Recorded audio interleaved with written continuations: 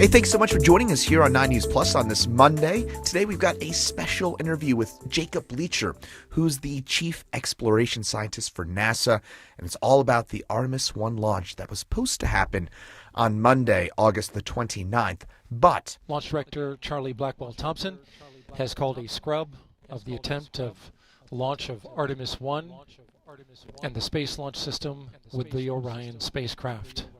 a fuel leak postponed Monday's launch, which is now tentatively reset to take place on Friday, September the 2nd. With that said, here's our interview with NASA's Jacob Bleacher, which was recorded on Friday, August 26th, before the Artemis mission was scrubbed.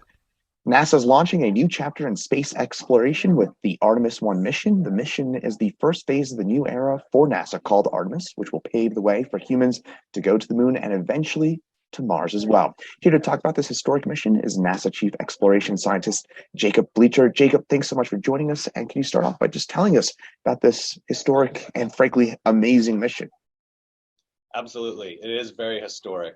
Artemis, as you said, is a new chapter, and it's part of a book of exploration. Artemis I will be our flight of the Space Launch System and the Orion crew capsule. We'll go out around the moon and bring it back and make sure we know how it works so that we can get ready to put astronauts on there next time. And Artemis I is the first in an entirely new set of missions for NASA. How will it get us ready to send humans back to the moon and onto Mars? Yeah, Artemis I is just the first step, and we'll follow that with a crewed launch, Artemis II, that will follow in its footsteps. So Artemis I and II will go out and they'll orbit the moon, and we'll collect the data we need to understand how our systems operate in that environment. We'll also be collecting data about the environment so we can understand how our hardware and our astronauts need to be protected out there. And then that paves the way for us to land astronauts at the South Polar region of the moon for Artemis III. Very cool. And how long has all the planning and all the work into Artemis been going on for? How long has this been in the works, essentially? Yeah, well, you could say this has been in the works for 50 years. You talk about this as the next chapter. It's a book of exploration that goes back to our predecessors with Apollo. But our Artemis activities have really ramped up and been focused in the last few years. But our Space Launch System has been in development, 5, 6, 7, handful of years, more than that. So we're working on it. We're learning about how to explore the moon and how to fly our astronauts in deep space safely and bring them home and do the excellent science we want to send them out there to do.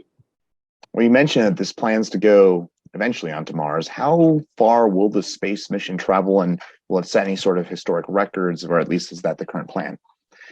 Well, this Artemis I will go farther away than any other crewed vehicle has gone in the past. We won't have astronauts on Artemis I, but no crewed vehicle has gone this far. It's going into a distant retrograde orbit, which is a fancy term for an orbit that goes out around the moon and can come back, and we'll be able to launch ourselves back here. So we're going to break some records with this one.